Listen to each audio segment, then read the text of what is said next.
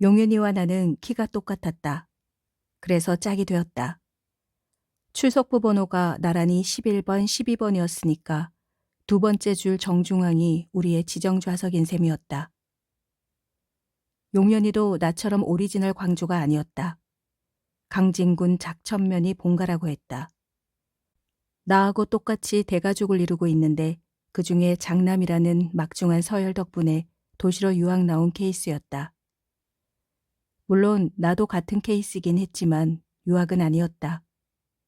집안 전체가 이사를 왔기 때문이었다. 국민학교 졸업식에도 참석하지 못할 정도로 급하게 이삿짐을 꾸린 탓에 더더욱 새 터전인 광주가 어색하고 생소하기만 했다. 내가 용연이를 처음 만난 곳은 중학교 입학을 앞두고 교복과 모자를 찾는 학교 지정 양복점 앞이었다.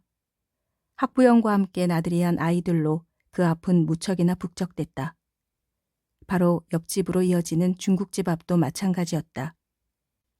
마침 점심때라서 더욱 그러했다.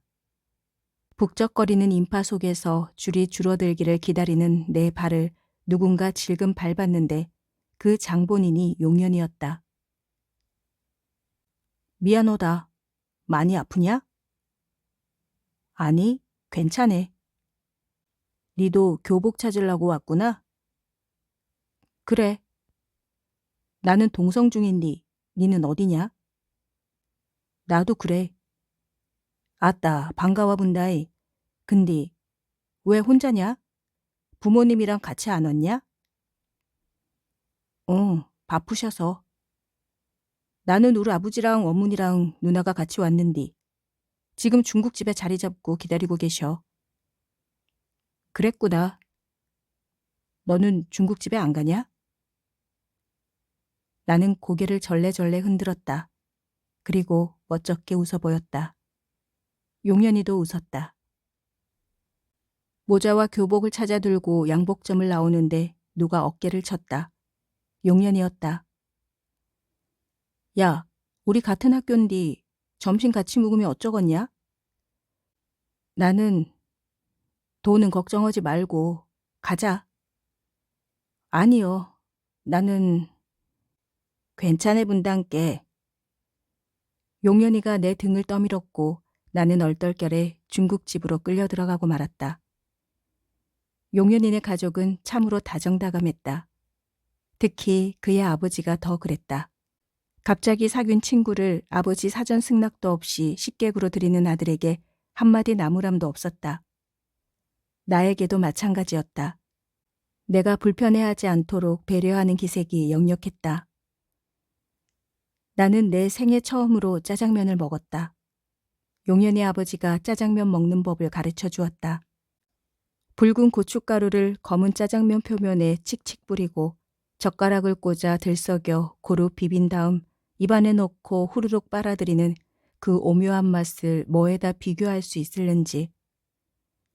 고춧가루의 매운 느낌과 돼지고기의 향기, 그리고 감자와 당근과 양파가 씹히는 탱글탱글한 면발의 그 절묘한 식감이라니.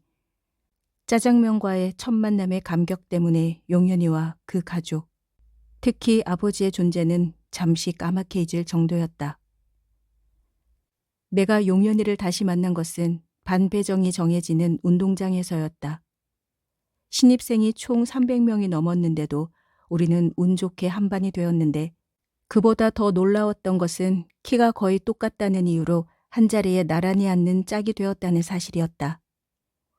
그 순간 우리는 누가 먼저랄 것 없이 손을 꼭 잡았다. 그리고 흔들었다. 남다른 짜릿한 우정이 시작되는 순간이었다. 중학생의 첫 시작이 우리 두 사람에게 더없이 즐거운 일이었지만 사실은 생전 처음 써보고 입어보는 검은색 모자와 교복이 뭔가 부담스럽기도 했다. 그동안 거칠 것 없이 뛰어놀던 망아지에게 첫 재갈을 물린 듯 우리의 앳된 애송이 얼굴은 모자와 교복으로 쿡쿡 눌러 반죽으로 만들어 놓은 느낌이었다. 또 있었다. 터줏대감이나 진배 없는 광주 아이들의 관심이 용연이와 내가 친해지면 질수록 더 기승을 부렸다. 그들은 우리 두 사람의 약점을 찾기 위해 한동안 관망하는 듯 하더니 금세 의기투합하여 우리에게 접근했다. 아이들이 문제 삼는 것은 우리의 말투였다. 여수 말은 조금 느릿느릿하고 강진 말은 더 구성지기는 했지만 광주나 여수나 강진이나 거기서 거기였는데도 아이들은 그 미세한 격차를 재빨리 감지해내고 어떻게 시비를 걸어 텃세를 부릴 것인가 벌써 서로의 눈빛으로 그 강도를 조절하기 시작하는 것이었다. 그런 면에서 우리가 자유스럽지 못하다는 사실을 텃세하는 아이들이 먼저 알았다. 그들과 조금 다른 어투에다 음색이긴 했어도 그처럼 순식간에 우리에게 촌놈 별명을 우표딱지 그렇게 하듯 덕지덕지 침발라 버릴 줄은 몰랐다. 어쨌거나 순식간에 우리는 촌놈이 되었다. 하지만 우리는 좌절하지 않았다. 오히려 우리는 더 친해졌고 한시도 떨어지면 안 된다는 듯이 쫀득하게 뭉쳤던 것이었다. 혼자면 불리하다는 일종의 공동방어막이었을까? 생각해보면 나나 용연이가 똑같이 뭔가 촌스럽게 보였던 까닭은 꼭 말씨뿐 아니었다. 행동거지도 엇비슷했다. 순발력 있게 대처하기보다 버벅거리기 바빴다. 그날, 그러니까 반편성을 끝내고 2달쯤 지난 어느 오후, 나와 용연이가 광주 아이들의 표적이 되어 불려갔다. 우리 반 아이뿐 아니었다. 2학년 선배도 있었고 옆반 아이도 있었다. 모두 5명이었다. 2학년 안경잡이가 그중 리더 격이었다. 당시만 해도 유행병처럼 번졌던 클럽 회원들인성 싶었다. 학교와 가까운 철다리 밑이었다. 그 위로 전라선 열차가 달렸는데 꼭 그 지점에서 꽥꽥 기적을 울리곤 했으므로 꽥다리로 호칭되기도 했던 장소였다. 학교와 가까운데도 인적이 드물어 대낮에도 으슥했다. 그 즈음만 해도 집 없는 불황자들이 다리 밑마다 거적대기를 얼기설기 걸치고 거처로 삼는 경우가 많았다. 동양해온 반찬 따위 음식이며 밥을 한 냄비에 쓸어놓고 부글부글 끓여 먹는 화덕도 있었고 바람막이 온 거적대기 속에 울긋불긋 조각 헝겊막이 2중 3중 치렁치렁 늘어뜨려져 있곤 했다. 꽥다리 밑도 예외가 아니었다. 거적대기 주인인 듯 싶은 40대 남자가 어디가 수염이고 어디까지가 머리인지 구분이 안 되는 시커먼 얼굴을 하고 거적대기 위에 누워 코를 골고 있었다. 술병이 2개씩이나 나뒹구는 걸 보면 모처럼 거나하게 한 장 걸친 모양새였다. 왔다매. 동양치 주제에 술까지 잡수셨구먼. 아이쿠 구린내야. 그러나 그뿐이었다. 아무도 얼기설기한 거적대기에도 술 취한 거지 사내에게도 관심을 보이지 않았다. 다리 밑마다 그런 풍경은 예사로 볼 수 있었기 때문이었다. 5명의 아이들이 큰 대자로 누워있는 술 취한 거지 사내 위를 함부로 뛰어넘어 이만큼 공터에 자리 잡았다. 똑같이 자전거 페달용 쇠사슬을 주먹에 휘감아 들고 턱을 치켜들며 나름대로 진부한 공포감을 조성하고 있었다. 5명의 아이들이 공터에 자리 잡자마자 재래의식처럼 행하는 행동이 담배였다. 사슴이었다. 그 당시 필터가 있는 최고급 품종이었다. 모두 1개비씩 배급을 받자마자 안경 리더가 켜는 지포라이터에 불을 붙였다. 그러고는 하늘을 향해 퍼럭 연기를 후 내뿜었다. 아그야. 그들은 나와 용연이를 아그라고 불렀다. 저희나 우리나 똑같이 중학교 검은 모자를 썼는데도 우리를 국민학교생쯤으로 갈아뭉개겠다는 의도였다. 먼저 나를 겨냥했다. 야, 네 말이여. 니는 어디서 와부렸냐? 아니, 어느 국민학교 나왔냐? 여수. 여수? 오메 빨갱이 속을해서 와부렸네. 어디서 이상한 냄새가 난다 했는디 그게 니한테서 났구나? 나 빨갱이 아닌디. 야 새끼야, 빨갱이가 빨갱이라고 하는 놈이 어디냐? 무조건 다 아니라고 하는 법이지. 상규 네가 설명해줘라. 너그 삼촌이 토벌대 소대장이잖아. 맞아. 우리 삼촌이 토벌대 소대장이요. 지금도 피하고를 누비며 빨치산 잔땅을 소탕하느라 온갖 고생 다 하고 계신디.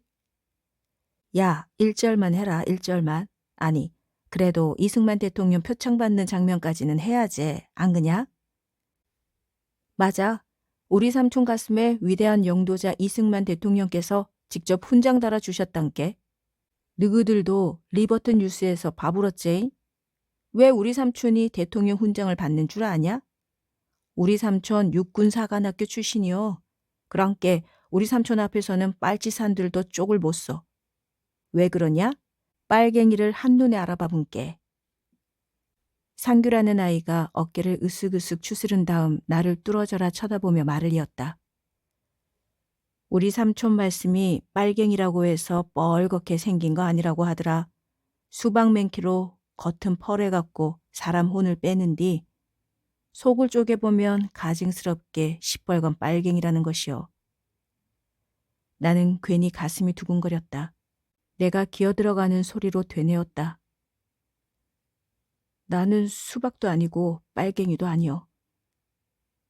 정말 죄도 없이 나는 벌벌 떨고 있었다. 손까지 비비고 있었다. 알았어, 새끼야. 네가 진짜 빨갱이라면 여기까지 어떻게 왔겠냐? 이번에는 용현이에게 화살을 돌렸다. 니는 어디서 왔어? 강진에서 왔다. 왜?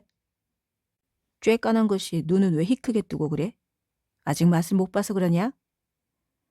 무슨 맛? 이 새끼야, 너 진짜 OK 클럽 소문 못 들었어? OK 클럽이 무엇인디?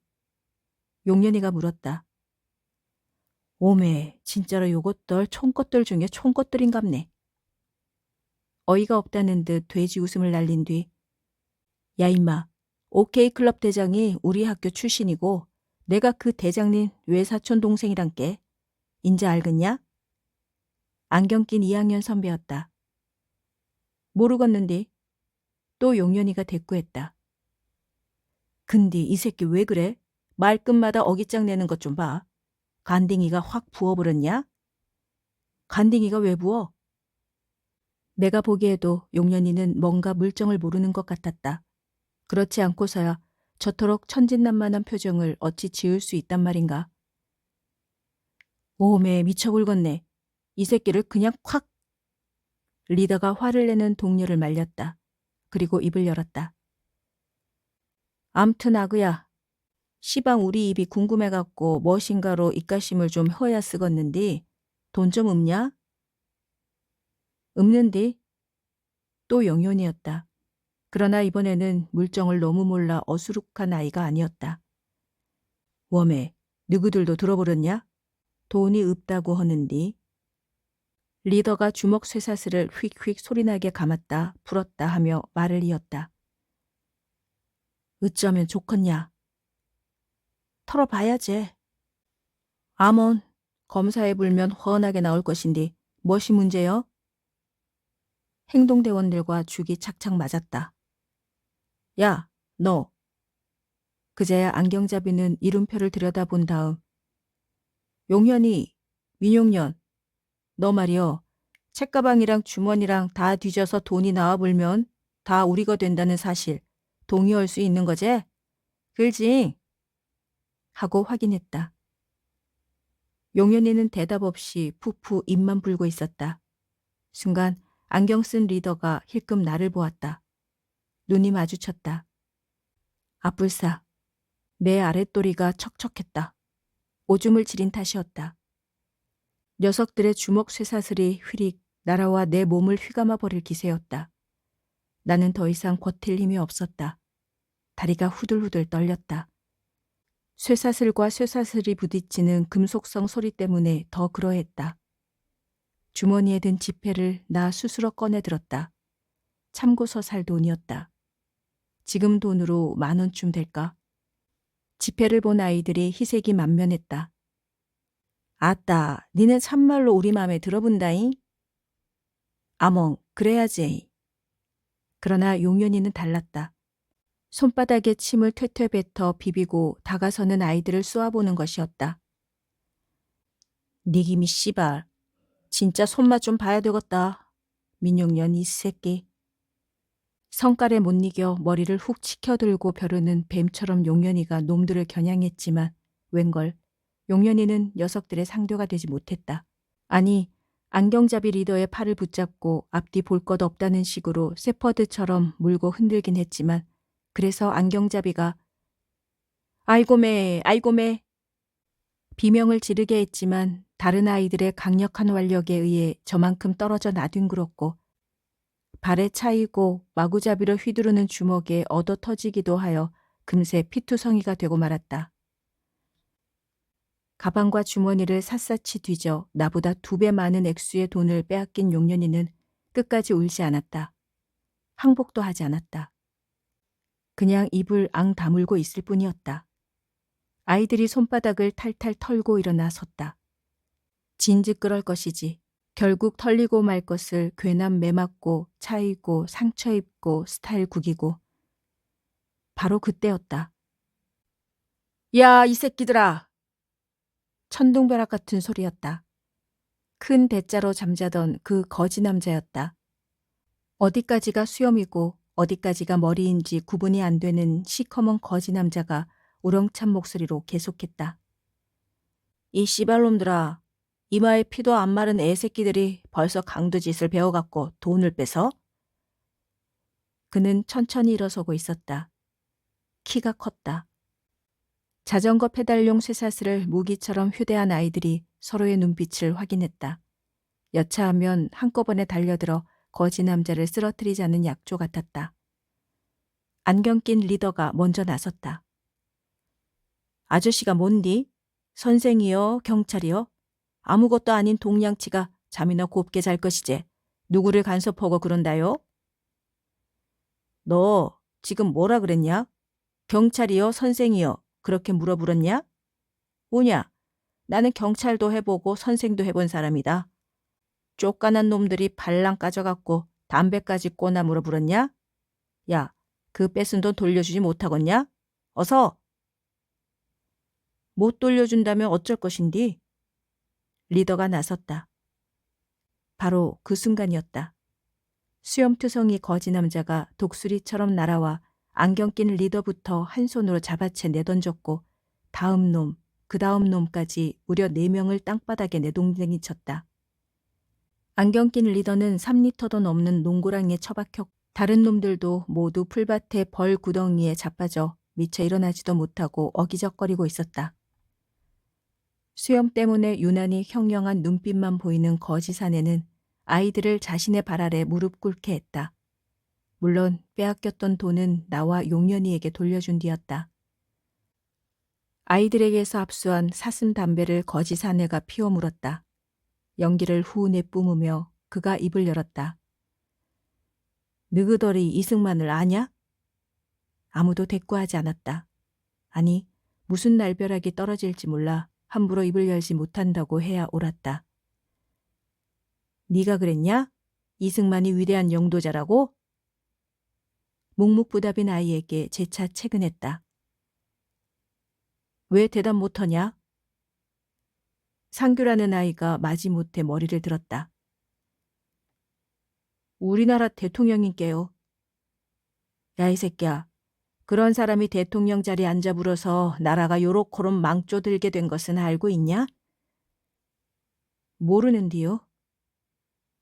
허기서 너희들이 어찌 그런 것까지 알겠냐? 그래서 너희들한테 진짜 교육시키려고 자다가 벌떡 안 일어나 불었냐? 너희들 중에 보도연맹이 뭔지 아는 사람 손들어 볼래? 왜 한 명도 없냐? 아니, 알아도 모른 체 하는 거지? 그렇지? 어른들이 쉬쉬해 분께. 왜 어른들이 알아도 모른 체 하는 줄 아냐? 거지 사내가 사슴담배 연기를 허공 중에 후후 내뱉고 난 다음 계속했다. 그것은 정말 천하의 몹쓸 일이었은께. 제 입장, 제 주장 따라 주지 않는다고 30만 명이나 되는 죄 없는 양민을 잡아다가 일괄 학살해 본 것이 보도연맹 사건인께. 내가 바로 그 피해자 아니냐. 우리 아버지도 삼촌들도 우리 형님도 그때 다 죽어버렸어야. 거지 사내의 목소리가 갑자기 온유월 논물처럼 끄끄 기어들어가고 있었다. 그는 울고 있는 것 같았다. 어깨가 들썩거렸다. 그러다가 번쩍 얼굴을 들었다. 다시 새 담배로 바꿔 물었다. 하늘로 연기를 내보냈다. 그가 독백인 양 말했다. 너희들이 말하는 빨갱이는 또 무엇이냐? 실제로는 나라 팔아먹은 친일파 때려잡자고 나선 양심 세력들인데 이승만이 그 사람들을 빨갱이로 몰아 일망타진시키고 있는 거란 말이다. 순간 거지 사내가 제풀에 화가 치민다는 듯이 피우던 담배를 땅바닥에 내던지고 발 뒤꿈치로 쾅쾅 못 박듯 하며 울부짖기 시작했다. 이런 빌어먹을. 상대가 일본 놈이나 소련 놈이나 미국 놈이어야 하는 마당에 왜 느닷없이 우리끼리 총뿌리를 겨누고 그리도 많은 동족을 죽이고 죽었어야 했는가 그 말이여. 너희들은 그것이 말이나 되는 소리 같냐? 왜 우리끼리 그런 비참한 비극을 만들었겠냐? 6.25는 절대로 일어나서는 안 되는 전쟁이었단 말이여. 이승만이 미국의 세퍼트가 되어갔고 소련놈 세퍼터인 김일성과 한판 세력 다툼하느라고 죄 없는 양민들을 그리도 많이 희생시켜 불었단 게. 우리는 그 거지 사내를 그날 이후 단 한 번도 보지 못했다. 들리는 소문에 의하면 이튿날 새벽 OK 클럽 고등학생들이 야구 방망이와 쇠파이프를 휘두르며 급습, 거지 사내를 곤죽으로 만들어 야산에 묻어버렸다는 설도 있었고, 또 한편으로 OK 클럽 아이들이 경찰서에 신고, 숫제 사이렌을 울리며 방첩대가 출동, 거지 사내를 포박하여 서울 어딘가로 끌고 갔다는 후문도 들렸다. 어쨌거나 나와 용연이가 더 긴밀해진 것도 그 사건이 빌미가 됐지만 나는 오래오래 그 거지 사건을 잊지 못했다. 그때는 인지하지 못했지만, 아니, 그날 그 사내에 참교육이 없었다면 내 성장기 내내 아무 의식 없는 헛개비 세월을 보냈을지도 몰랐다. 솔직히 나 역시 이승만 대통령을 흠모해 마지 않았다. 학교에 등교할 때마다 칠판 위에서 미소 지으며 나와 시선을 마주쳐주는 그 자애로움을 어떻게 밀어낼 수 있단 말인가. 한데 그것이 망상일 수 있다는 사실을 상기시켜준 장본인이 바로 얼핏 눈물 흘리던 그 거지 사내인 것이다. 그날의 영웅은 당연히 용연이었다. 나는 핏물 나는 상처도 없었고 옷도 찢기지 않았으며 머리에서 발끝까지 흙먼지 하나 묻히지 않았지만 결과는 단연코 용연이의 승리였다. 내 경우 OK 클럽 아이들의 표적이 되어 3년 내내 시달리는 수모를 겪었지만 용연이는 그게 아니었다. 아이들이 용연이를 함부로 건드리지 못했다. 아니, 함부로 건드리지 못한 정도가 아니었다. 아이들도 용연이에게 접근하여 OK 클럽 회원의 가입을 요구했다. 싸가지도 있어 보이고 당차고 쉽게 머리 숙이지 않는 용연이의 근성을 그들도 높이 평가하는 것 같았다. 그러나 용연이는 단칼에 거절했다. 거절하는 이유도 명확했다. 우리 아버지가 OK 클럽 같은 깡패 모임에는 가까이 가지 말라 당부하셨거든. 나는 시상에서 우리 아버지 말 말고는 누구 말도 듣지 않는단 게. 용연이가 OK 클럽 아이들을 휘 훑은 뒤 말을 이었다. 그래서 못 들어간다고. 인제 알겠지야? 용연이가 아니라고 하면 아닌 것이었다. 더 이상 붙잡고 실랑이는 부리지 않았다. 안경잡이 아이의 발을 인정사정 없이 물어뜯어 뻘건 이빨 자국을 남긴 덕분이었다. 그러나 용연이는 근본적으로 사납고 남북한 아이가 아니었다. 그렇게 유순할 수가 없었다. 한마디로 정이 많은 아이였다. 한없이 착하기만 했다. 내가 처음으로 그의 거처에서 하룻밤 신세지게 된 것도 기실은 용연이의 착한 성품 탓이었다. 학교에서 단체로 해저 이말리 영화를 관람한 날이었다. 그때는 몰랐지만 공상과학소설가 주일 베른 원작의 커크 더글라스와 제임스 메이슨이 주인공 역을 맡아 바닷속을 무대로 펼쳐지는 흥미진진한 모험 영화였다. 심해를 향해 하는 신형 잠수함 노틸러스호를 통째로 휘감은 대형 문어 장면은 눈을 뜨고 볼 수 없을 만큼 괴기하고 신기한 장면이었다. 나는 그날 그 영화를 3번이나 반복해서 보았다. 물론 내 단짝인 용연이 손을 꼭 붙잡고 관람했다. 용년이는 3번씩 보고 싶어 하지 않았지만 내가 간곡하게 그것을 원했으므로 어쩔 수 없이 주저앉아 주었다. 그러느라 결국 밤이 늦었고 극장과 가까운 용연히 하숙집에서 저녁까지 얻어먹고 네모 선장 얘기로 꽃을 피우며 밤을 새웠던 것이다. 그 뒤로도 나는 단체 관람이 아닌 일반 영화를 용연이와 더불어 관람하곤 했는데 주로 서부 활극이었다. 론 레인저, 황야의 결투, 기병대, 역마차 따위를 역시 손 꼭 붙잡고 보았다. 한데 그 비용은 고맙게도 용연이가 일괄 부담해 주었다. 나는 돈이 없었다. 나에게 돈이 있을 턱이 없다는 사실을 용연이가 잘 알고 있었으므로 별반 어색하지 않았다. 내가 용연이에게 더 많이 의지하게 된 것도 단 하루도 떨어져 지내기 싫었던 것도 모두 그런 이유 때문이었다. 다행히 용연이도 나를 좋아해 주었고 떨어지기 싫어했다.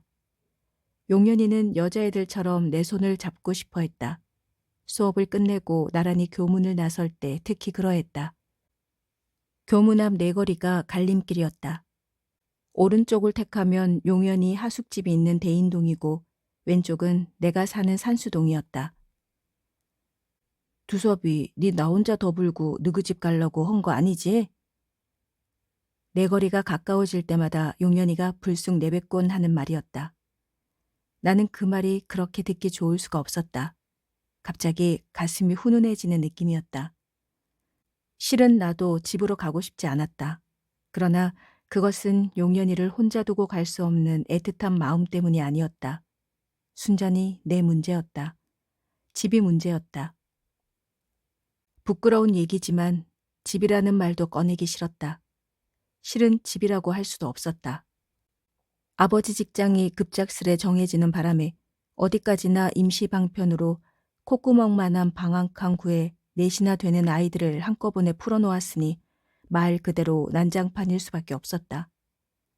똥오줌도 못 가리는 나이에 끄떡하면 싸움판이고 이기고 지는 법 없이 일단 붙었다 하면 반드시 울기부터 하는데 그 목청이 하늘을 찢어밟기 해서 방 안에 선뜻 들어서기가 꺼려질 정도였다. 그래서 시골 섬에서 혼자 사시던 할머니가 광주를 찾아오시기 전만 해도 그럭저럭 견디고 지나갔는데 그 코딱지 같은 방을 할머니가 절반쯤 차지해 버리고부터는 숫째 한술 더 뜬 3차 대전이 벌어지는 것이었다. 그것은 아이들과 할머니가 벌이는 한판 전쟁놀이였다. 쫓고 쫓기는 과정에서 밥상 위에 그릇이 깨어지고 간장이 엎어지고 김치 그릇이 방바닥에 박살나고 방바닥을 벌겋게 물들이고 할머니의 거동이 자유롭지 못해서 더욱 그러했다. 오랜 밭일로 허리가 내려앉아버린 할머니는 일어서고 앉고 하는 거동을 혼자 해결하지 못했다. 문제는 아이들이 그런 할머니를 무서워하지 않는다는 점이었다. 바로 그 점이 할머니의 분통을 터지게 했고 제풀에 서러워진 할머니도 철없는 손자들이 울음보를 터뜨리면 당신도 아이들처럼 두 다리를 버둥거리며 으엉으엉 울어버리는 경우도 종종 있었다. 그러나 내가 골머리를 앓는 것은 그런 할머니와 아이들과의 싸움판 부산물인 지저분한 자네 탓이 아니었다. 그것은 곰방대였다. 하루 종일 물고 앉은 곰방대에서 그 싸한 풍년초 연기를 풀풀 내뿜어 놓으면 코만 매운 게 아니라 가슴도 맵고 마음도 맵고 정신까지 매워서 머리가 저절로 흔들어지는 것이었다. 누가 뭐라고 해도 문제는 방이었다. 적어도 할머니 혼자 거처하는 곳이 필수적으로 따로 마련되어야 했다. 한데 아버지는 그것을 해결하지 못했다. 이번 여름만 나면 어떻게 해결되겠지 했는데 가을이 오고 겨울이 와도 매양 그대로였다. 솔직히 할머니와의 동거가 시작되고부터 나는 학교에서 돌아와 가방 놓을 틈새조차 찾지 못해 애를 먹었다. 책가방이 그럴 정도였으니 내가 끼어 잠잘 공간을 어떻게 찾아낼 수 있단 말인가. 내가 자꾸 밖으로 나돌게 된 이유도 바로 거기 있었다. 심지어 내가 처음 용연히 하숙집에서 자고 먹고 등교했을 때도 아버지 어머니는 나의 부재를 알아내지 못했을 지경이었다. 눈에 안 보이면 그것으로 끝이었다. 나중에 그때를 들먹이며 그 일이 얼마나 서운하고 서러웠는지 아느냐고 어머니를 다그친 적이 있었지만 어머니는 생뚱맞게 왜 몰랐겠냐 알면서도 말을 하지 않았을 뿐이지. 내 눈치를 보며 말을 잇는 것이었다. 두섭이 니는 어디 내놔도 걱정이 안 되는 착한 아들이었으니까 나한테는 니밖에 믿을 구석이 없었으니까 마음 턱 놓고 있었을 뿐이지. 어쨌거나 나는 학교에서 곧장 집으로 돌아갈 형편이 아니었다. 설사 용연이가 싫다 해도 무슨 이유를 붙여서라도 신세지지 않을 수 없는 매우 난처한 처지였다. 그럼에도 나는 그런 부끄러운 사정을 친구에게 곧이곧대로 말할 수 없었다. 나는 학교 앞 네거리에서 용연이 손을 잡아 흔들며 입을 열었다. 나도 니랑 있는 것이 너무 좋은디. 좋은디 안 된다는 거냐? 안 되긴 왜 안 돼. 다만 이제 눈치가 보여갖고. 누구 눈치? 너그 이모랑 이숙이랑. 우리 이모랑 이숙이 얼마나 바쁜디. 요새는 얼굴 못 본 지 오래됐단 게. 그래도 하루 한 번 썩은 꼭 와보등마. 사실이었다. 그 두 부부는 내가 봐도 눈코 뜰 새 없이 업무가 많은 사람이었다. 새벽부터 밤까지 이리 뛰고 저리 뛰는 모습이 관심 없는 사람도 금방 눈에 띌 정도였다. 그렇게 바쁘면서도 무슨 우무조항 이행하듯 꼭 용연이가 있는 거처 유리문을 드르륵 열고 들어와 오늘 숙제는 다 했냐? 대체로 이모가 그리했다.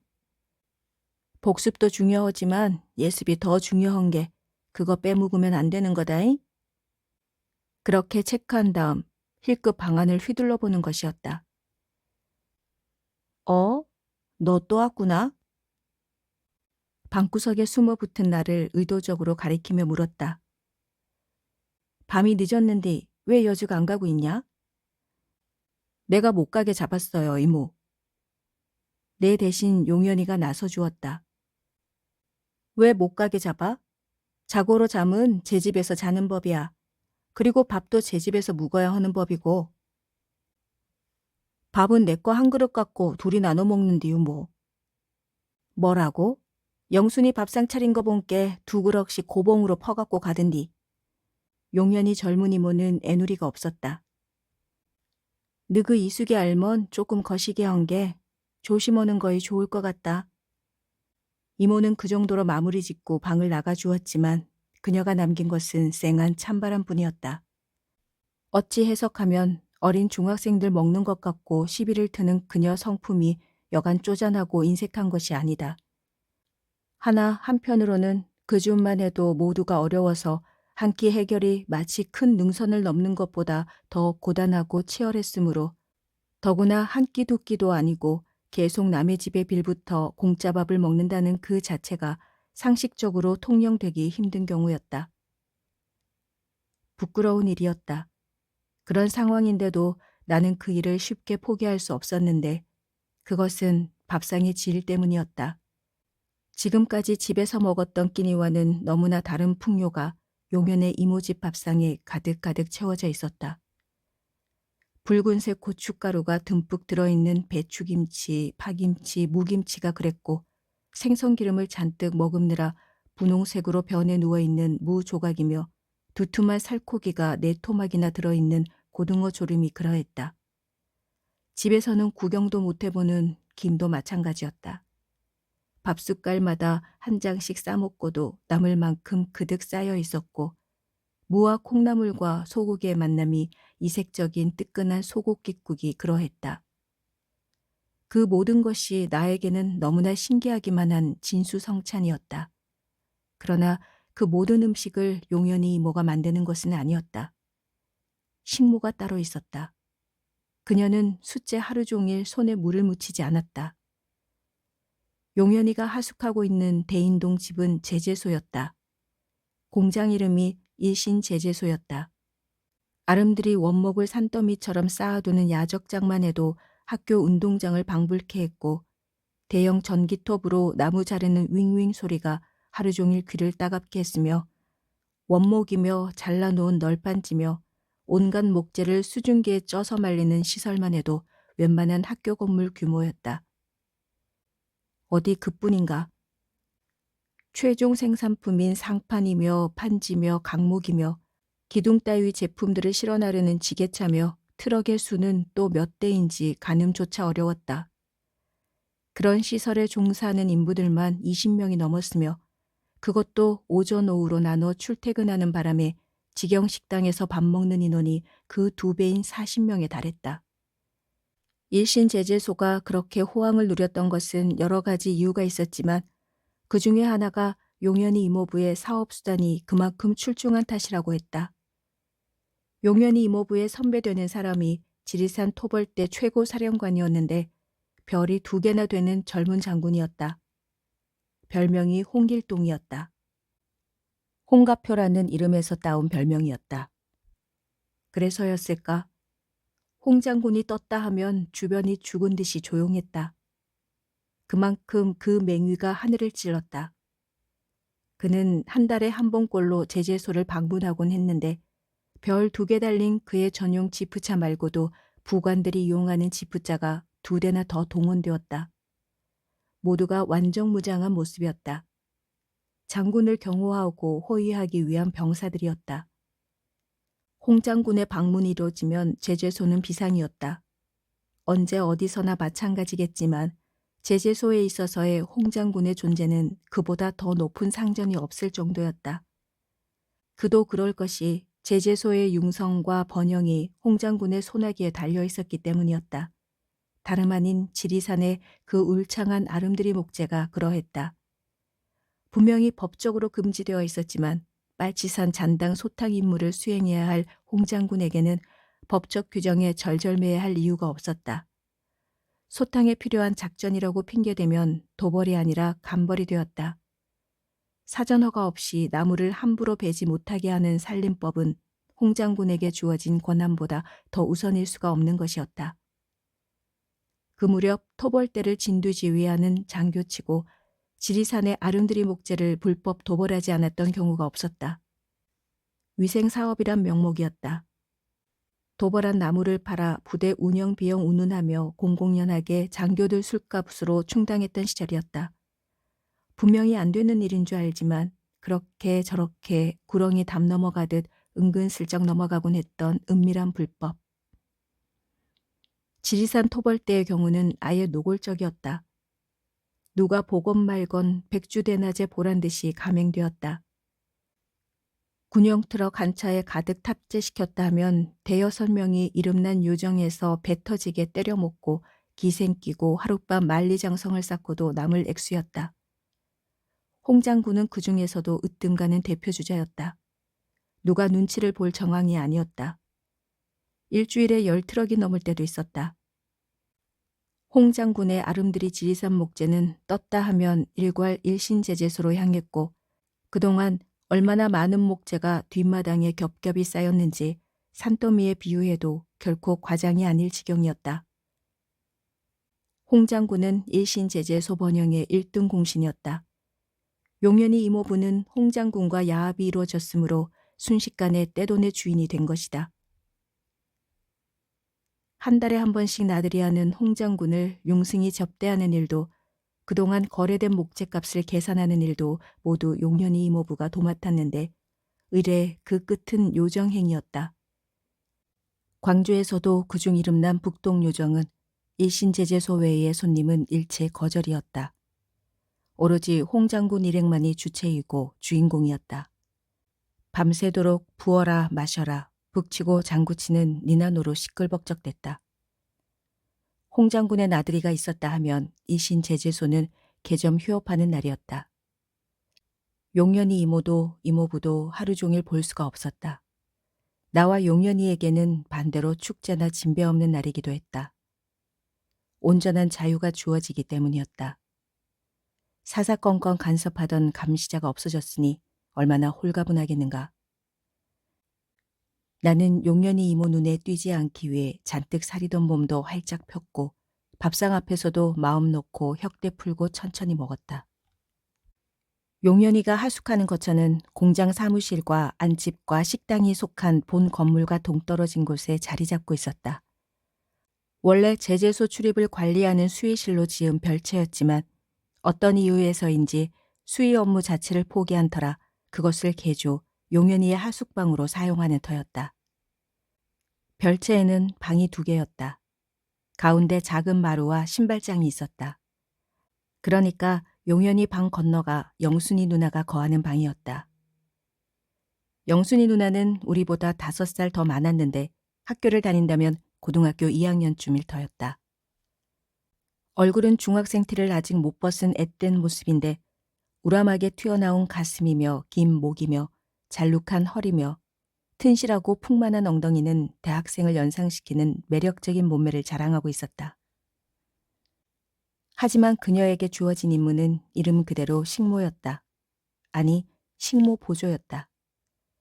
제재소 인부들의 점심과 새참과 야근조 인부의 저녁 준비에 여념이 없는 식당 책임자 뚱뚱이 아줌마를 보조하는 새끼 식모였다. 손도 크고 발도 크고 얼굴도 큰 도무지 여자 같지 않은 뚱뚱이 아줌마는 음식 솜씨가 보통이 아니었다. 그녀의 두툼한 손만 거쳤다 하면 금세 맛이 살아나는 요술사 같았다. 영순이는 그 뚱보 아줌마의 심부름꾼이었다. 용연이 본가가 있는 강진군 출신이라고 했다. 먼 친척벌 된다고 했다.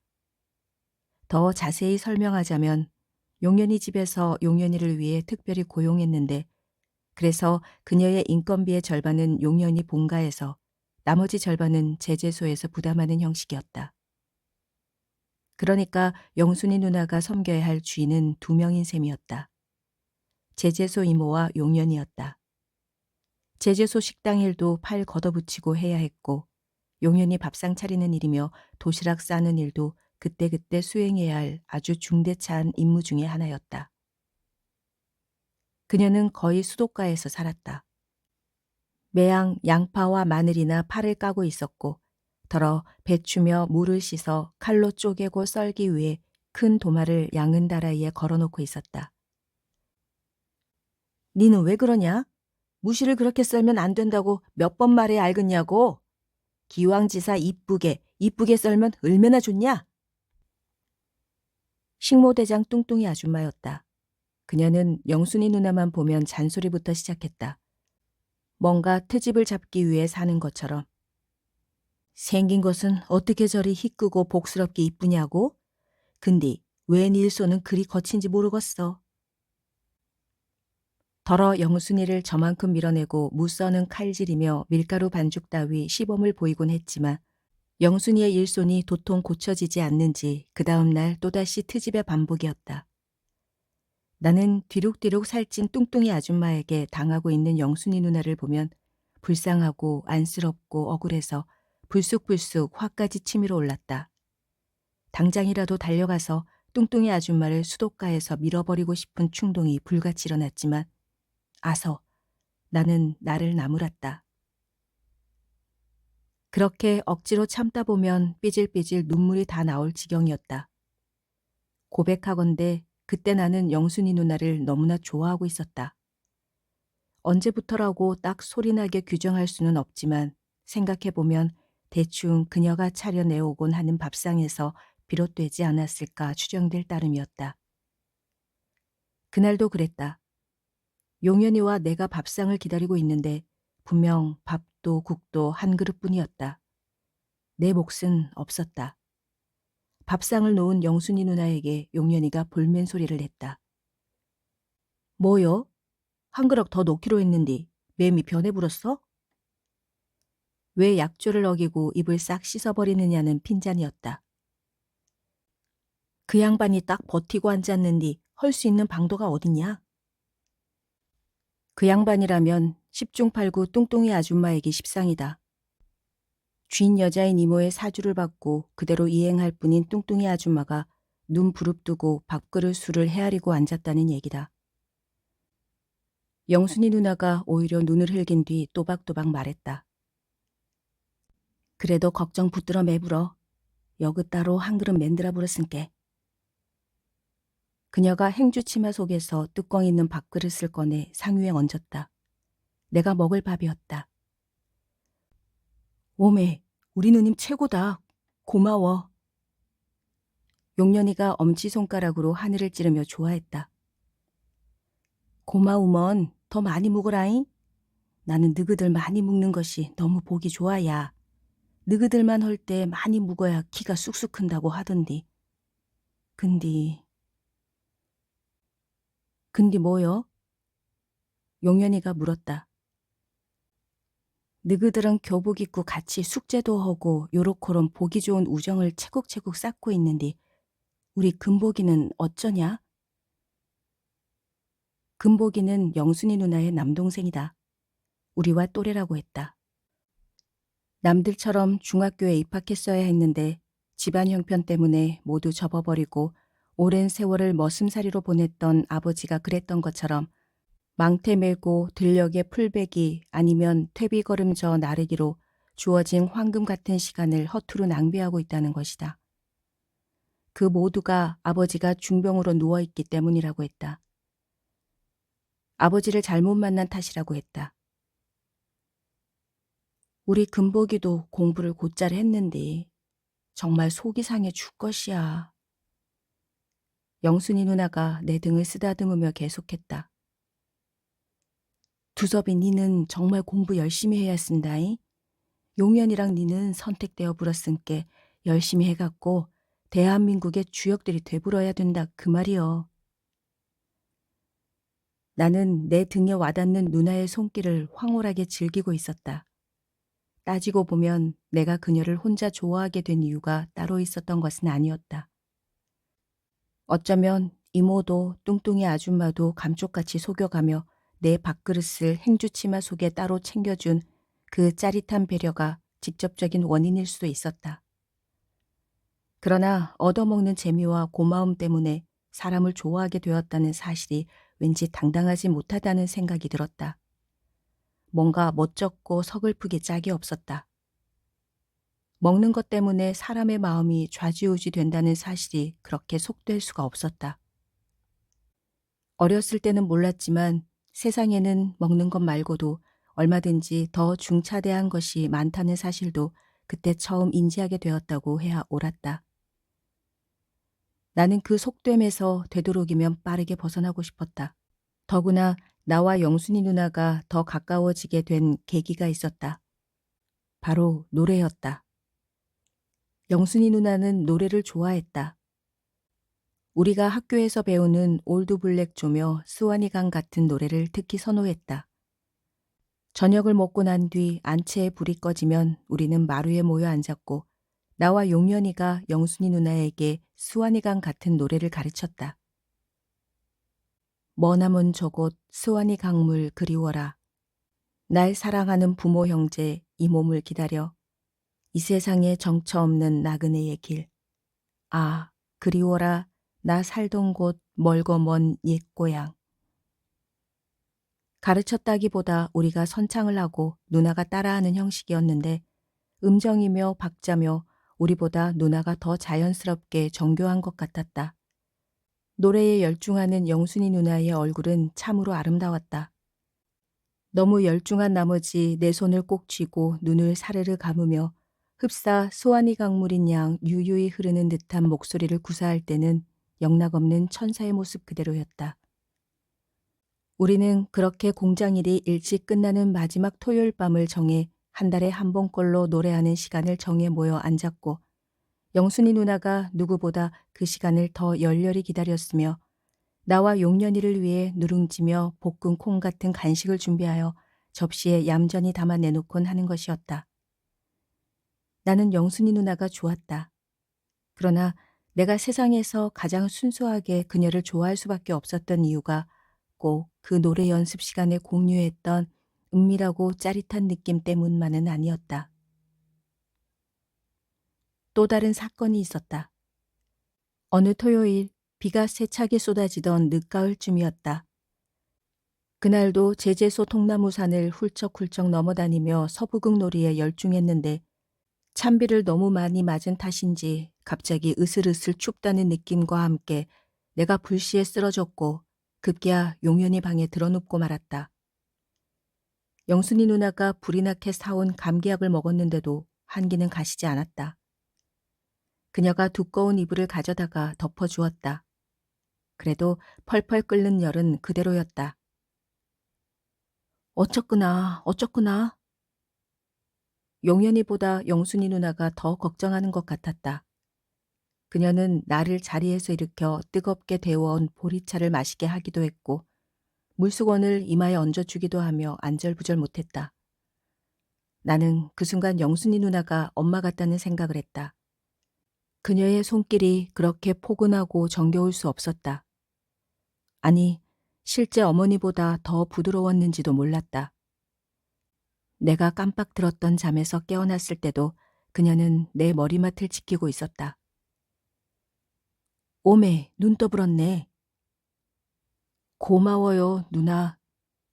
뭔 소리여. 원래 아픈 사람만 서러운 법이여. 그녀가 내 이마에 손을 얹었다 떼며 말했다. 열은 많이 내려불었는데. 근데 네 배고프지? 글지? 내가 고개를 끄덕였다. 뭐 묻고 싶냐? 뭐 묻고 싶은지 말오면 해줄라고요? 그럼 내가 다 해줘 볼 것인께.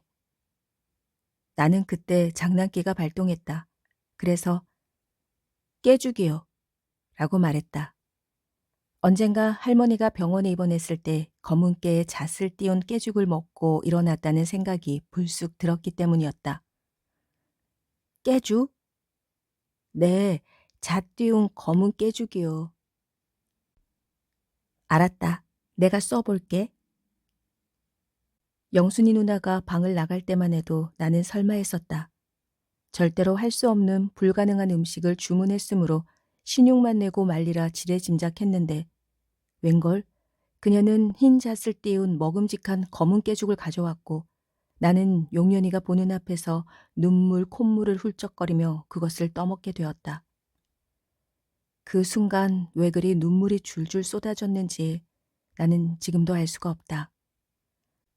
차마 그녀를 똑바로 쳐다보지도 못하고 그냥 꾸역꾸역 떠먹기만 했다. 차가운 가을비는 그때까지도 추적추적 내리고 있었다. 그날 집안에 있던 양념 검은 깨를 겁도 없이 몽땅 써버린 영순이 누나는 뚱뚱이 아줌마는 물론이고 용연이 이모에게까지 엄청난 욕설을 들어야 했는데 그녀는 그 모진 욕설에도 꿈쩍하지 않고 버텨내고 있었다. 실제로 내가 매일매일 용연이 몰래 영순이 누나에게 편지를 쓰기 시작한 것도 그때부터였다. 중학교 2학년 늦가을이었다. 물론 단 한 번도 편지를 전해준 적은 없었다. 그것은 어디까지나 내 마음을 가감없이 있는 그대로 어딘가에 새기는 형식이었다. 나는 늘 초조하게 학교 수업이 끝나기를 기다렸다. 영순이 누나를 보기 위해서였다. 생각 같아서는 용연이보다 먼저 달려가 수도가에서 물을 썰고 있거나 행주치마 차림으로 밥상을 나르고 있거나 하는 그녀를 먼 발치에서라도 확인하고 싶은 마음이 간절했다. 그날도 토요일이었다. 용연이가 강진본가로 돌아가는 날이었다. 2달에 한 번꼴로 용연이는 학교가 끝나자마자 시외 버스터미널로 냅다 달려가지 않으면 안 되었다. 장손을 보고 싶어 하시는 할아버지를 위한 배려 때문이었다. 장손의 무탈함을 확인시키는 과정이라고나 할까. 나는 시외 버스터미널까지 용연이를 배웅하고 곧바로 산수동 집으로 돌아가지 않았다. 일신제재소로 향했다.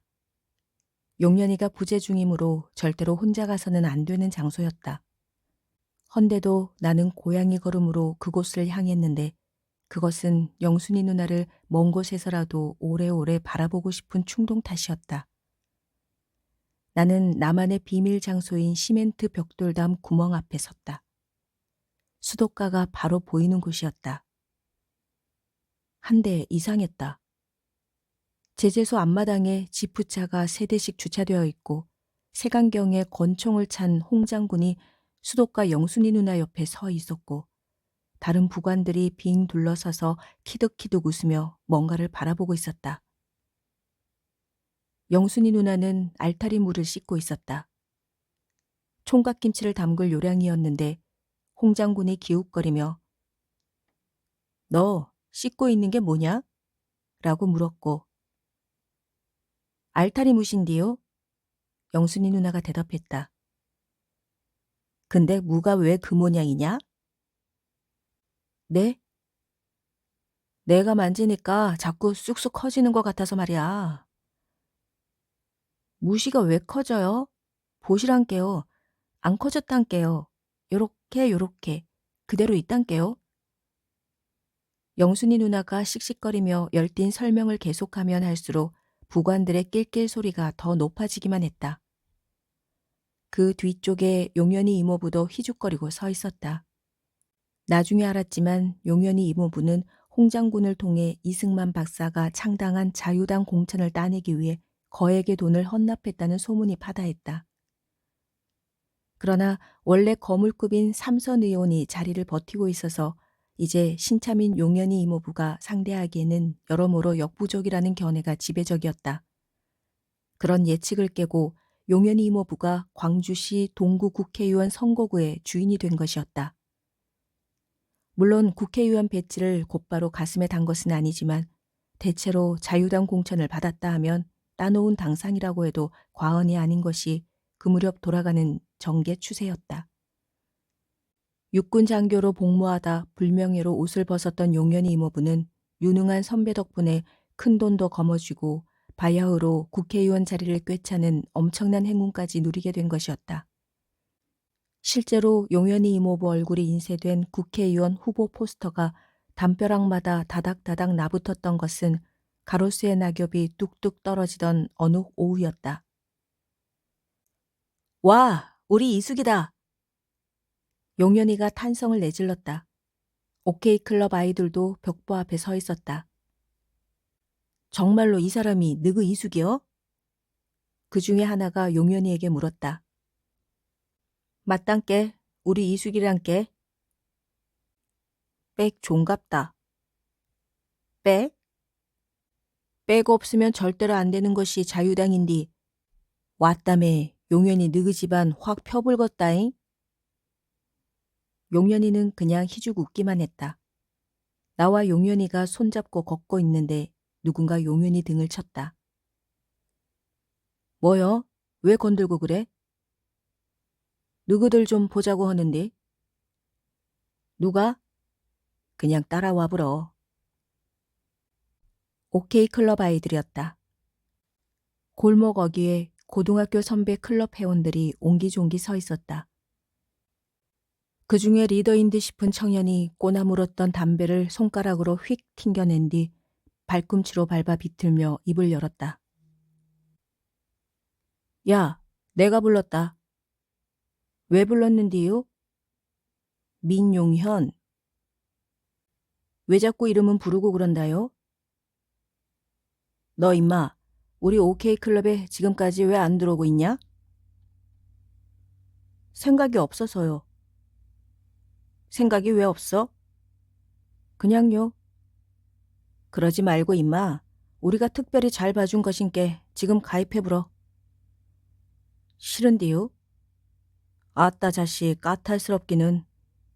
임마, 네가 뭘 몰라서 그래. 우리하고 손잡으면 제일 먼저 좋아할 사람이 누구겠어?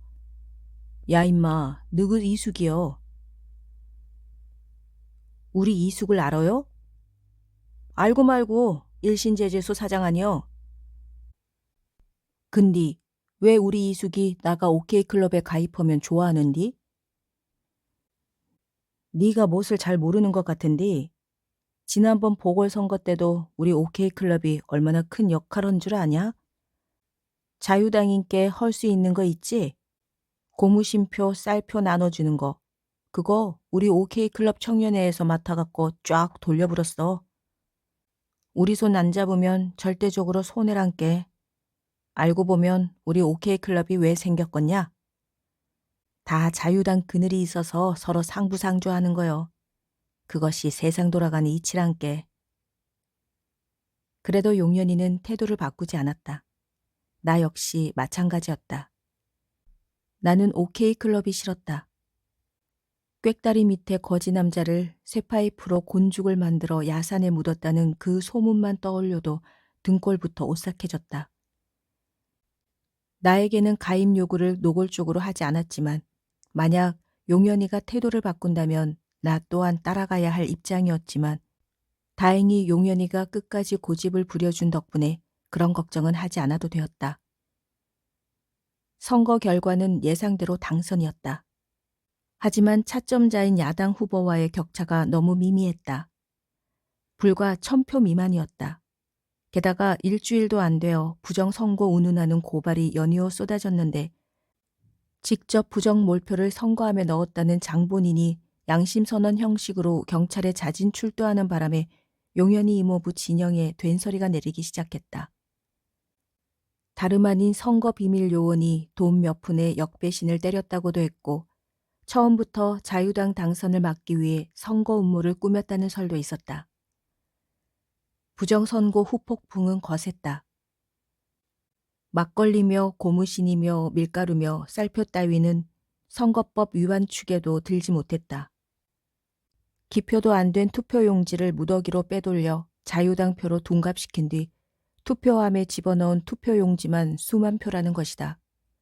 그런 가증스런 불법을 썼는데도 기껏 1,000표 미만의 차이라면 실제 투표 결과는 말 그대로 참표라고 해도 과언이 아니었다.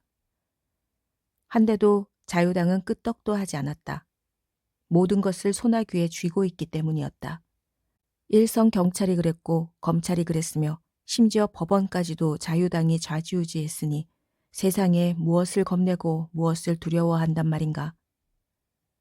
실제로 용연이 이모부는 국회의원 배지를 가슴에 달기 위해 상경했는데 대신 부정선거 무마용 자금으로 쓰일 돈 보따리를 따로 휴대하지 않으면 안 되었다. 안 그래도 먹잡한 불법 선거를 치르느라 천문학적인 돈이 소요된 뒤라 아무리 제재업으로 목돈을 모았다 해도 자금 압박에 시달리지 않을 수 없었다. 은행 돈을 급히 융자하기도 하고 모자라는 돈은 사채를 끌어당겨 메우기도 하며 매섭게 불어닥친 선거 후폭풍에 대처해 나가는 판이었다. 홍 장군이 주도하는 지리산 산림 도벌의 빈도가 그만큼 잦아질 수밖에 없는 이유였다. 하루가 멀다 하고 거목 등치를 그득그득 실은 군용 트럭이 일신 제재소를 드나들었다. 물론 홍 장군의 나들이도 마찬가지였다. 따지고 보면 용연이 이모부의 선거 후유증 탓도 있었지만 홍 장군이 진두지휘하는 빨치산 토벌도 바야흐로 파장에 이른 느낌이었다. 시간이 갈수록 불리한 입장은 빨치산이었다. 빨치산 편을 들어주고 보호하는 쪽은 세상 어느 곳에서도 찾아볼 수 없었다. 남쪽 군대는 빨치산이 눈에 띄기만 하면 멧돼지 사냥하듯 함부로 쓰러뜨렸고 그동안 충성을 보냈던 북한 역시 그 즈음까지 충분히 이용하고 활용했으므로 진즉부터 용도 폐기를 선언한 지 오래였다. 빨치산은 올 때 갈 데 없었다. 홍 장군의 총에 맞아 죽거나 백기 들고 자수를 하거나 둘 중에 하나를 선택하지 않으면 안 되었다. 그런 식으로 빨치산 소탕 작전이 마무리되면 지리산이 정상화될 터이고 그렇게 되면 황금어장이던 아름드리 나무도 더 이상 도벌할 수가 없을 터다. 그러니까 그 즈음이 마지막 어장에 대형 그물을 내린 셈이었다. 군용 트럭들의 전성기였다고 할까. 겨울 방학을 한 주일 앞둔 토요일이었다. 그날은 용연이가 강진본가로 가지 않아도 되는 날이었다. 방학을 코앞에 둔 탓이었다. 우리는 학교가 끝나기 바쁘게 대인동 일신제재소로 향했다. 영순이 누나와 연이틀 가깝게 보낼 수 있다는 기대감으로 내 가슴은 뜨거웠다. 야, 방공일인디 우리 뭐하고 놀까? 용연이가 말했고 그냥 제재소에서 놀지 뭐. 내가 대답했다. 제재소에서 그냥 놀자고? 태평극장 동시상영 영화 보러 가자고 네가 말한 거 같은디? 그러기는 했는디 그냥 제재소가 안 좋겠냐? 나무 토막으로 팽이도 만들고 널빤지로 배도 만들고. 그럴까? 허기사 공장에 나무 조각 엄청 나와 붕게. 그런데 그게 아니었다. 제재소 입구에 도착하기도 전에 이모가 마치 우리를 기다리고 있었다는 듯이 쪼르르 달려나왔다. 아, 너희들 오는구나. 이모가 왜 여기 서 있어요? 용현이가 물었다. 그녀는 분명히 나를 보았는데도 인상부터 찌푸리지 않았다. 여느 때 같으면 오메 네가 또 왔구나. 참말로 니는 벨도 없는갑다잉. 그렇고럼 면박을 줬으면 창피해서라도 그만 삼갈 것인디. 참말로 놀래불겄다. 그렇게 직선적으로 쏘아붙였을 테지만 웬일인지 그날은 달랐다. 본체 만체가 아니라 내 팔과 용연이의 손을 동시에 잡으며 태연하게 말했다. 느그들 기다리느라 서 있었제. 목소리도 부드러웠다. 이모가 우리를 기다려요? 왜, 그러면 안 되냐? 그런 거는 아니지만 그만 제재소로 향하는 우리를 이모가 두 팔을 들어 막아섰다. 야, 너희들 날 따라와라. 어디 가시는디요? 중화요리집 간다. 중화요리집이라고요? 너희들 배고프지? 오늘은 짜장면에다가 탕수육도 사줄 것인게 마음껏 묵어봐라. 아니, 이모 왜 그래요? 우리가 무엇을 잘못한 거예요? 용연이가 도무지 이해가 안 간다는 듯이 계속 물고 늘어지는 동안 나는 목을 빼고 뒤를 돌아보았다. 수도가 앞마당이었다. 한데 이상했다. 여느 때 같으면 홍장군 지프차와 부관들의 지프차가 세 대씩 주차되어 있기 마련인데 그날은 지프차가 단 한 대도 없었다. 그런데도 선글라스를 끼고 쥐봉을 든 홍장군이 혼자 우뚝 서 있었다. 아니, 서 있기보다는 엉거주춤한 모습으로 수의실용으로 지었다가 용연이 방과 영순이 누나 방으로 개조한 그 건물로 성큼성큼 들어서고 있었으며 그 몇 미터 앞에 뚱뚱이 아줌마가 요동치는 영순이 누나를 억지로 붙들어 잡고 있었다. 저게 뭐지? 나는 한동안 그 회개하고 요상한 분위기의 광경이 무엇을 의미하는지 전혀 감을 잡을 수가 없었다. 그러면서도 바늘 같은 예리한 촉수로 명치를 찌르는 듯한 아릿한 통증이 감지되는 것이었다. 그리고 갑자기 모든 것이 와그르르 무너지는 느낌이었다. 아, 결국 그렇게 되는구나. 그렇게 되고 마는구나. 그날 나는 내 생애 두 번째로 대하는 그렇게 먹고 싶어 했던 최고의 음식인 짜장면을 정말 단 한 젓가락도 입에 넣지 못하는 곤혹스러움을 경험했다. 용연이가 자루로 윤기가 도는 검은색 짜장면 위에 붉은색 고춧가루를 뿌리고 젓가락을 쑤셔 넣은 다음 휘휘 휘젓자 먹음직스러운 짜장국수 가닥이 밤새 옷을 자랑하며 살아있기라도 한 듯 꿈틀꿈틀 춤을 추었다. 용연이는 그것을 입안에 넣고 후루루 후루루 빨아들이고 있었다. 한데도 나는 그렇게 할 수가 없었다. 생애 처음 먹어보는 탕수육이라고 해서 예외가 아니었다. 한눈에 가슴이 두근거려지는 비주얼이었다. 갈색 빛을 덧입힌 찹쌀고기와 투명한 색이 아닌 붉은 빛이 감도는 튀김고기에 느끼한 기름이 부담스러웠지만 양파와 오이가 절묘하게 그 균형을 잡아주는 것 같았다. 어떻게 이런 귀한 음식이 내 앞에 놓일 수 있단 말인가. 젓가락만 들면 곧바로 내 입으로 들어갈 수 있는 이 푸근한 행복감. 그러나 나는 그것을 고지곧대로 즐길 수가 없었다. 허겁지겁 먹고 있는 용연이만 물끄러미 바라보았다. 두툼한 암돼지 고기와 찹쌀 튀김옷의 비율이 그렇게 적절할 수 없다는 만족스러운 표정이었다. 소스 없이 입안에 넣으면 과자처럼 바삭바삭 소리가 시끄럽다고 용연이가 실제로 말했다. 당근과 양파와 오이가 올라가 새콤하면서도 달달한 소스를 잔뜩 묻혀도 마찬가지다. 찹쌀가루와 고기가 잘 어우러져 입에 넣자마자 쫀득한 식감과 함께 느껴지는 아, 부드러워라 이 향긋한 시그니처라니. 음식을 앞에 두고 나는 아찔한 순간을 감지했다. 쇠망치로 얻어맞은 듯한 충격이었다. 아무리 배가 고파도 아무리 먹고 싶은 것이 많아도 그 화려한 음식들보다 더 귀하고 중요한 것이 주변에 존재한다는 사실을 나는 그날 비로소 깨우친 것이었다.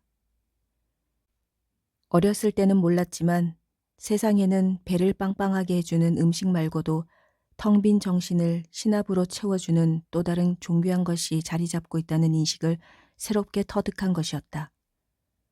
그리고 그토록 존귀하고 사랑스러웠던 존재인, 할 수만 있다면 영원히 나만이 독차지하고 싶었던 영순이 누나를 그날 이후 나는 다시 보지 못했다.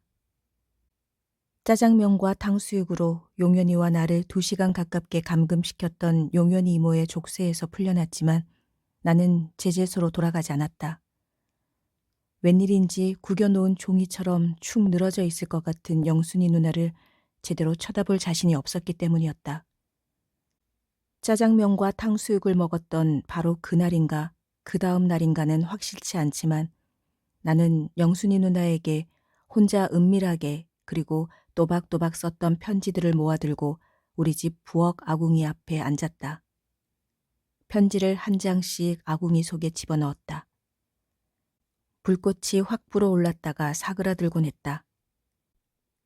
수완이 강물을 노래하면서 잡아주었던 그녀의 따뜻한 손이 갑자기 걷어지는 느낌이었다.